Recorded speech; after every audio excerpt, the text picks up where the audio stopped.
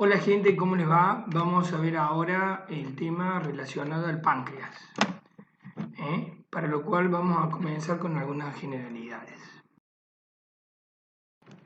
Así como hacemos siempre, repasemos un poco, ustedes verán en qué parte están débil y profundizarán esta glándula alargada, aplanada desde el punto de vista anteroposterior, que tiene un largo de más o menos 18-20 centímetros, de 4 a 6 centímetros de altura y un espesor y más o menos entre 2 y 3 centímetros, que pesa más o menos 80 gramos. Está dividida en cabeza, cuerpo y cola y es importante y está en mayúscula porque es un órgano retroperitoneal. Esto no es un órgano entonces que modificado en su anatomía puede ser para nada fácil de palpar. O sea, digamos, esto es importante entenderlo dado la ubicación retroperitoneal. Tiene una función exócrina que es muy importante, ya que en esto trabaja su mayor parte de la masa glandular en una secreción que está en el orden del 1,5 litros a 3 litros por día. Esa cantidad de líquido que secreta la glándula pancreática está rica en enzimas, en proenzimas, en electrolitos y agua, y tiene como función primordial alcalinizar el medio. Recuerden que en el estómago se acidifica el medio para hacer la digestión de los diferentes alimentos. En cambio, el páncreas tiene la capacidad de alcalinizar para continuar el proceso de la digestión. El páncreas endocrino tiene como nada menos y nada más que como función fundamental secretar insulina y glucagón. Entonces, tiene una irrigación del tronco celíaco a través de la mesentérica superior y tiene digamos, un drenaje venoso a través de la esplena o porta. Y como inervación tiene el parasimpático a través del neumogástrico, el simpático de los nervios esplácnicos, y tiene fibras peptidérgicas que pueden favorecer la secreción del péptido intestinal vasoactivo, la sustancia P o la somatostatina. Aquí podemos estar viendo como importancia el lugar, que vuelvo a repetir, esto es retroperitoneal, pero la vecindad que tiene con diferentes órganos. Por eso las pancreatitis agudas, cuando está inflamada la glándula, te da un dolor epigástrico con cierta irradiación hacia el lado izquierdo, ¿no es cierto? Un dolor epigástrico que hay que hacer diagnóstico diferencial con tantos otros.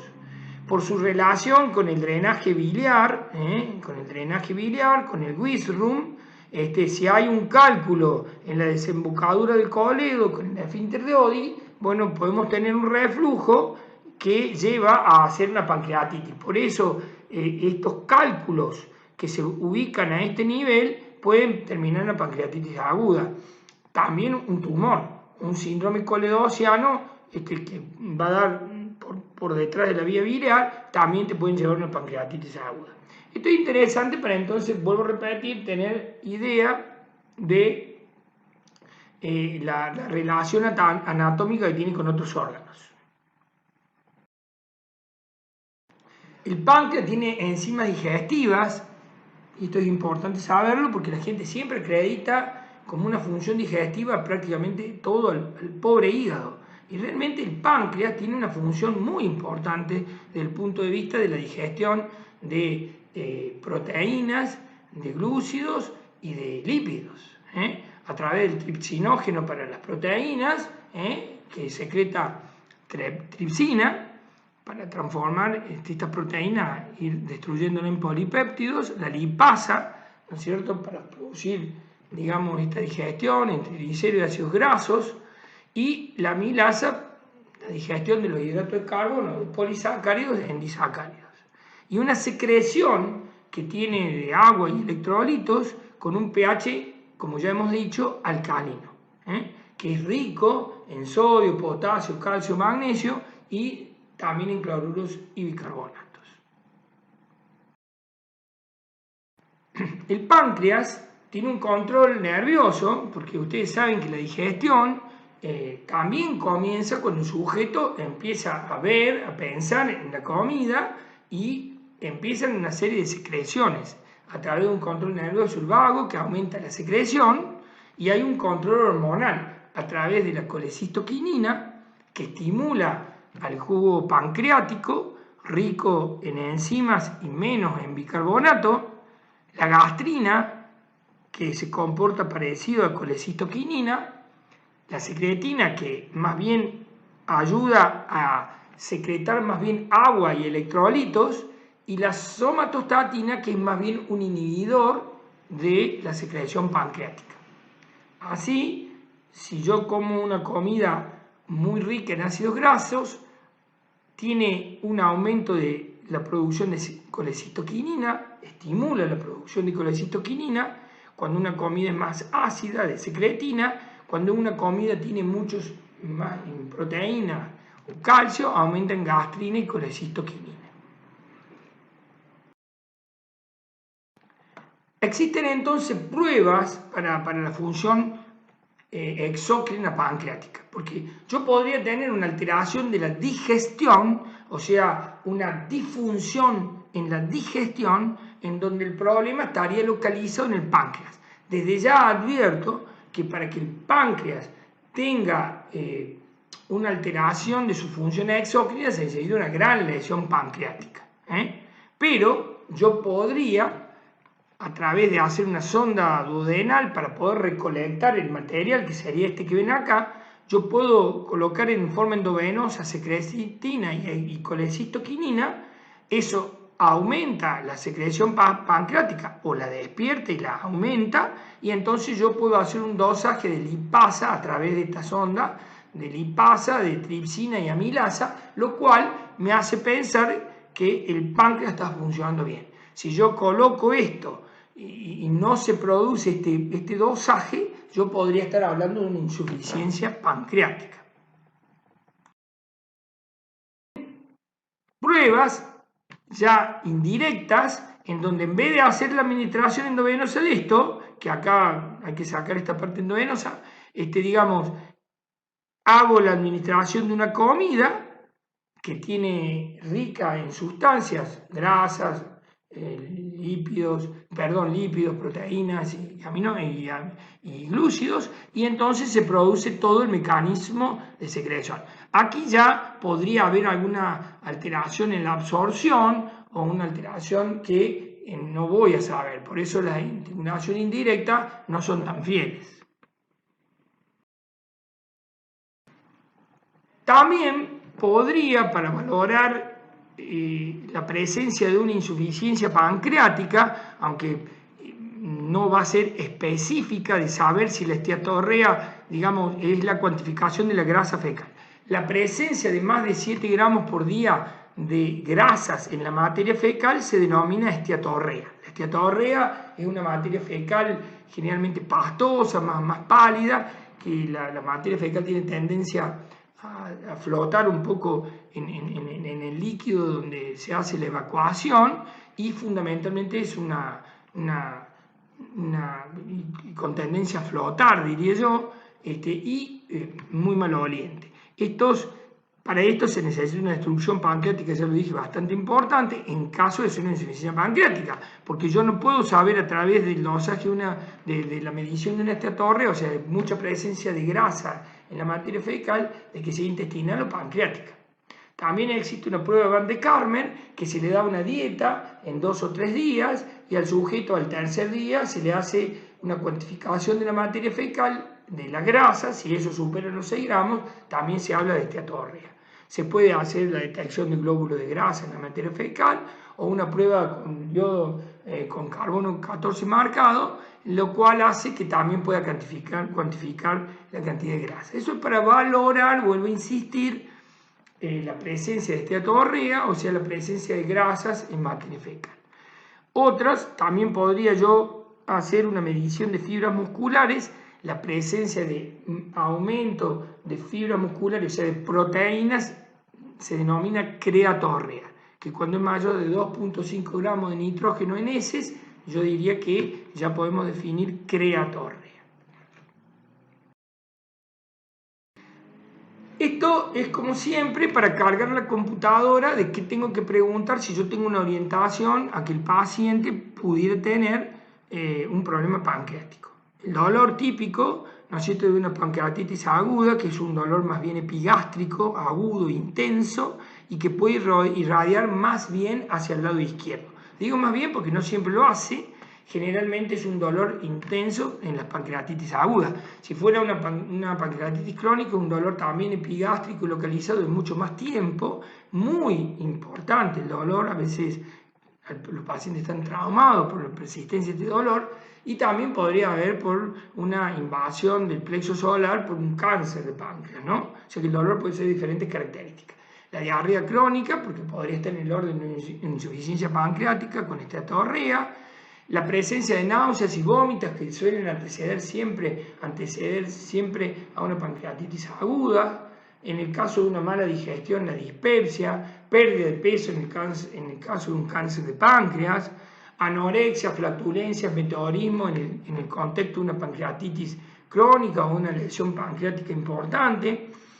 Ictericia y prurito en el contexto de un crecimiento de la cabeza del páncreas, generalmente por un tumor que obstaculiza el drenaje de la vía biliar, y entonces podemos tener una ictericia colestásica que por ser colestásica tiene prurito.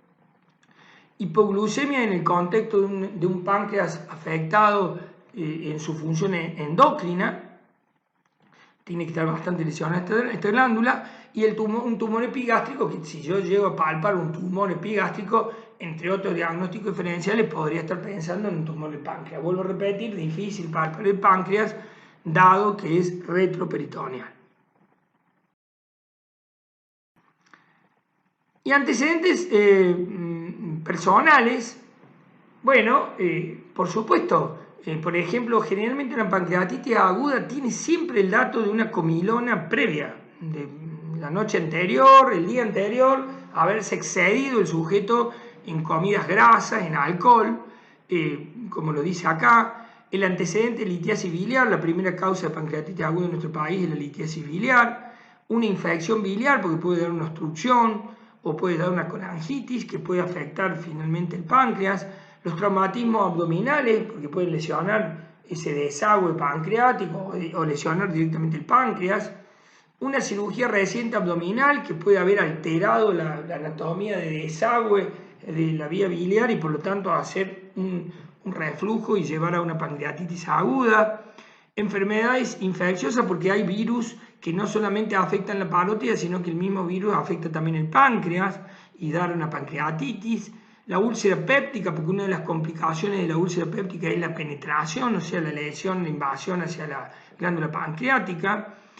Parasitosis, que pueden hacer obstrucciones también de la vía biliar, y una anemia hemolítica, porque cuando está muy aumentado el circuito de producción de metabolización del hemo, como ya hemos visto en ictericias, bueno, todo eso hace que se produzcan cálculos de bilirrubinato que pueden llevar entonces indirectamente a la producción de una obstrucción y todo lo que hemos estado diciendo en las ictericias colestásicas. Y ya para ir viendo cómo diagnosticar, por ejemplo, la amilasa es muy importante como un dosaje, el dosaje de sangre de amilasa, la amilasemia, generalmente tiene cifras constantes que cuando está inflamada la glándula tiene una elevación de 2 o 3 veces su valor normal. Se puede producir por otras afectaciones, por lo tanto no es específica tanto como la amilasemia, como la lipasa, perdón, y tiene algunas isoenzimas que no se dosan habitualmente en las guardias, que son mucho más específicas. La amilasemia P1, 2 y 3 son más típicas del páncreas, lo cuales son más específicas, pero no se hacen estas dosajes de isoenzimas. Es la otra enzima que se solicita en el caso, por ejemplo, de una pancreatitis aguda, que generalmente no se hacen en la guardia se hace la amilasa, pero si vos pudieras hacer dosaje de amilasa y de lipasa, la combinación de ambas elevadas prácticamente te acercan a un 96% del valor diagnóstico para pancreatitis aguda. También puede estar producida en otro lado, pero es mucho más específica la lipasa de una afectación pancreática. para ir terminando, algunas consideraciones en particular de lo que sería, por ejemplo, la pancreatitis aguda. Recuerden que la primera causa en nuestro país es la litiasis biliar, obviamente que ocluye el desagüe, tendría que estar cerca del esfínter de Odio, por allí. La segunda causa es el alcohol, entonces los alcoholistas pueden producir esta pancreatitis aguda, después las hipertrigliceridemias y otras causas ya menos frecuentes. La más frecuente por lejos en nuestro país es la litiasis biliar. Y la clínica de una pancreatitis aguda es típicamente un dolor abdominal que generalmente se acompaña de náuseas y vómitos y que tiene como antecedentes una comilona en día previo. La noche anterior, si es la mañana en el caso que se presente el sujeto, o unas horas antes. Entonces un dolor generalmente epigástrico intenso que puede irradiar hacia el lado izquierdo y que se acompaña de náuseas y vómitos y que, vuelvo a repetir, tiene este antecedente de una comilona. Puede haber, en el caso ya que varíe la clínica de la pancreatitis aguda en cuanto a su complejidad, hilo paralítico, ictericia fría, ictericia en el caso de una litiasis, fiebre, shock, derrame pleural. Ya verán ustedes al estudiar pancreatitis aguda que pueden haber toda una variabilidad de acuerdo a la gravedad del tipo de pancreatitis que se tenga. Y en el laboratorio se diagnostica por una amilasa elevada, y si tenemos para hacer lipasa, si ambas dos están elevadas, prácticamente estoy haciendo el diagnóstico de pancreatitis aguda. Pueden haber todos estos otros elementos, una leucocitosis, una eritrina elevada, una urea, de acuerdo, como vuelvo a repetir, todas estas cosas, que ustedes vean el grado de complejidad o de gravedad de una pancreatitis aguda. Pero me quedo con que recuerden cómo diagnostico, con qué enzimas se diagnostica una pancreatitis aguda. Que me parece remarcar, no porque sea motivo de estudio específico en semiología, pero para que vayamos anticipándonos, el cáncer de páncreas, el más frecuente es el adenocarcinoma, que generalmente localiza en la cabeza de páncreas, que es de 2 al 5% de todos los cánceres, se ubica en un cuarto lugar en los óbitos por cáncer, más frecuente en el varón, generalmente con relación al tabaco, antecedentes de pancreatitis, diabetes, metástasis, pero recuerden, muy importante, entonces, es, lamentándolo mucho, la presentación de un cáncer en la cabeza de páncreas lo hace ocluyendo en la vía biliar y entonces generalmente se presenta con un síndrome ictérico en donde el sujeto no tiene un dolor de un cálculo biliar, entonces generalmente es un síndrome ictérico progresivo con deterioro del estado general, pérdida de peso, lo cual nos tiene que hacer presuponer de adenocarcinoma de páncreas, de cabeza de páncreas. Si estuviera ubicado en la cola o en el cuerpo, en cambio no nos va a dar un síndrome coledociano, ¿no? Entonces, la clínica es puede haber un dolor abdominal mucho más sordo, no es de tipo cólico, acompañado, como ya digo, de ictericia y pérdida de peso, y algunos otros elementos que pueden acompañar derivados de cosas paraneoplásicas o de acuerdo al grado de lesión que le tenga la glándula pancreática. La ecografía lo vamos a hacer, si bien la ecografía puede ver la vía biliar dilatada, no es específica para estudiar páncreas, en cambio con una tomografía sí se puede ver esto y hacer el diagnóstico, y una pancreatografía retroendoscópica, que pueden verlo acá, ustedes pueden ver esta filmación, para ver cómo es una colangiografía, que puede ser la que quien penetre en el WIRUM y pueda hasta incluso retirar material para el diagnóstico. También se puede hacer una punción con aguja fina o por la laparoscopia. Pero entonces con una tomografía estaríamos dándonos cuenta en un cáncer generalmente bastante dañino y agresivo.